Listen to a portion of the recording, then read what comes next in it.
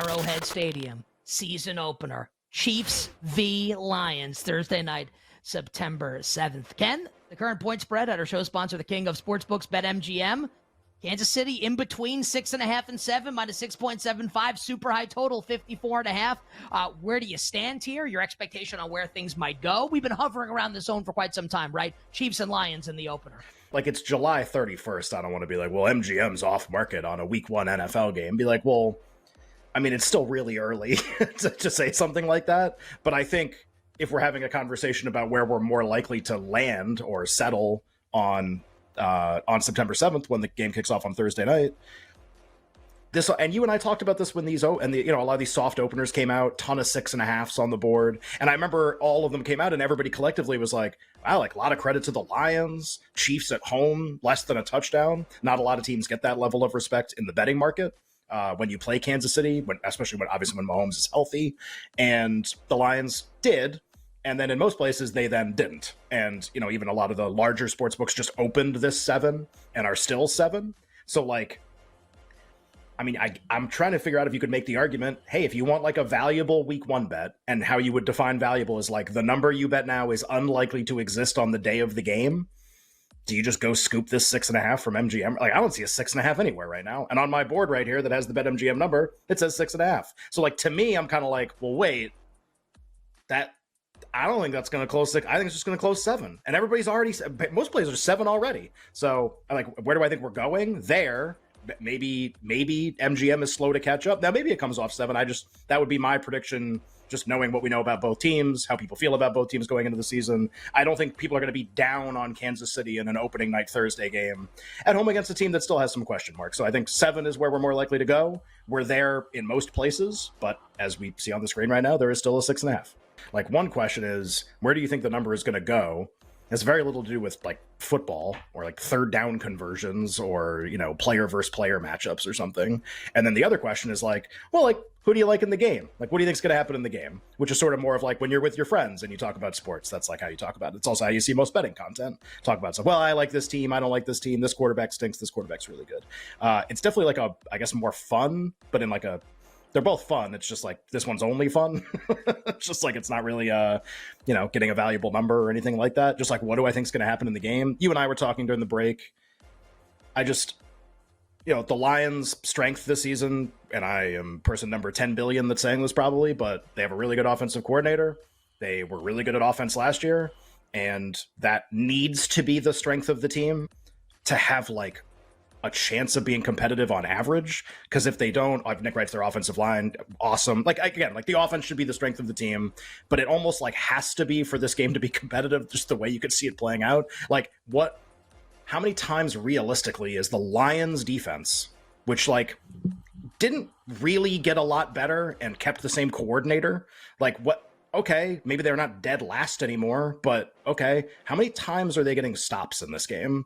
And so, okay, if they approach the game on offense like, we're going to go for it on every 4th down, we're a dog in the game, and our offense is really good, let's do that and let's be really aggressive, then they could win the game because they could end up scoring on a lot more possessions and stuff. But if it's just like a traditional NFL game and it's kind of conservative, kind of aggressive, and you did a good job, like you kind of do their skill position group in week 1, there just aren't realistic numbers. I think like 7, even 7.5. We were talking in the break where it's like, man, do I really want Detroit in this game? And maybe that's all the more reason maybe why the 6.5 on Kansas City just looks fun, just looks like a good idea, even if it's only at MGM.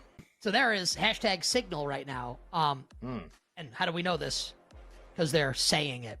Oh. So the Texans' new offensive coordinator is Bobby Slowick, who comes over from the Kyle Shanahan coaching tree in San Francisco, right, along with D'Amico Ryans. Slowick is telling people, Texans are telling people, that they are going to be a run-first offense this year. Makes sense, right, with the rookie quarterback. The offensive line is actually, like, pretty good in Houston. Like, Tunsil's really good. Titus Howard is good. Kenyon Green is good. Like, this is an above-average offensive line.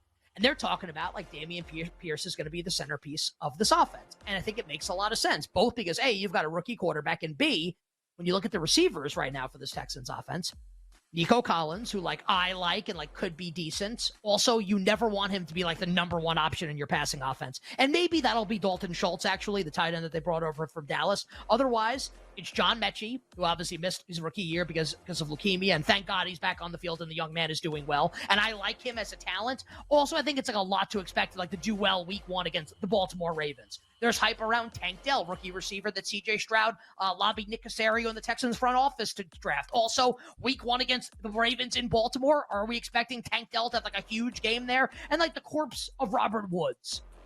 Is Houston going to be able to move the ball in this game?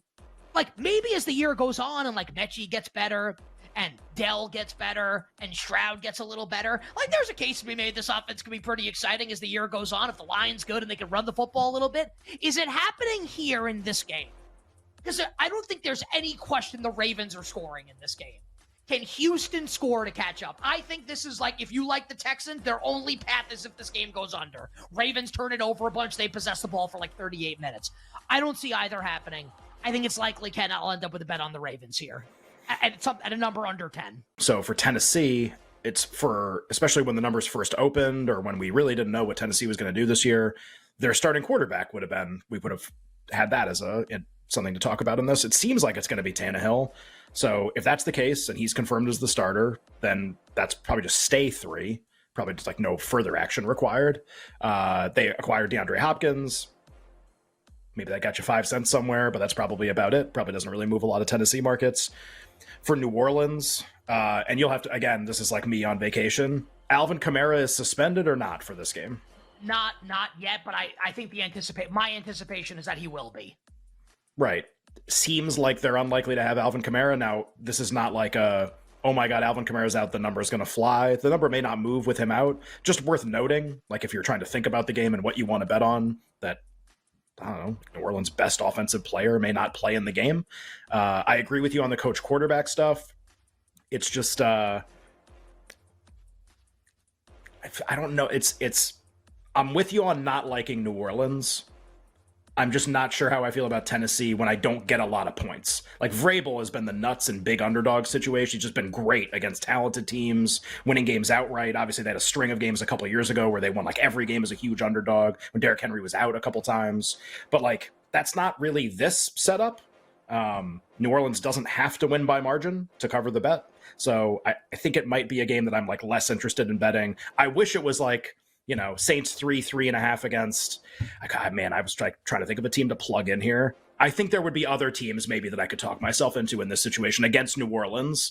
Maybe it's not Tennessee at this number. Guest right now may have some answers for us, and that is the Whale Capper Drew Dinsick. You know him from the NBC Sports Edge. You love him on the Deep Dive Pod. You follow him on Twitter at Whale_Capper. Whale, welcome back to the show. Nick and Ken back in the saddle here with you. Nick and I are kind of going through basically the entire board for week one. Just updated thoughts, things we're thinking about. It's been, probably about a month, maybe more since we've talked about these games, and probably since we talked to you about these games. Is there another side in week one that you're still staring at being I think that's a really valuable bet, or I think the market has that team wrong? Yeah, there's 2 obvious ones. Bengals Browns is pretty fun to talk about. Obviously, it's the questions swirling about the availability and just the general sharpness of Joe Burrow in that game if he plays. I think is has really affected that market, and it's fun to talk about what is a quarterback worth, particularly when you're hovering around some of these key numbers. And I would make that one a flat -3 for Cincinnati with a healthy Burrow. And I'm at a juicy -3 for the Browns if Burrow is unavailable in that game. So I think he's worth about 6 points, 6 and change to what you expect the Bengals to score in that one, which means the total would go from something for me at least, 50, 51 would be my fair total in that one. So I was looking at that one as an over potential spot, and it turns immediately into a pretty clear under look with a big swing to based on Burrow's availability. So really fun one because that really sets up a lot of things in an AFC North that is super competitive this year. The other week one game that has my attention, and I have a bet down on a side already, is the Pittsburgh Steelers against the San Francisco 49ers. don't love what the 49ers are doing in terms of camp reps here for the various quarterbacks. I'm expecting that's going to be a Brock Purdy start, and he's going to have had, somewhat of a broken camp just because of the limitations of how much he can play coming off of the elbow surgery. So it's, to me, is a pretty nice spot for Steelers to get a home win, and I think that one ought to be closer to a pick'em. Just based on, kind of the various factors there. I think San Francisco's a bet on as you go through the season, surely, and Purdy gets healthier and their schedule gets softer.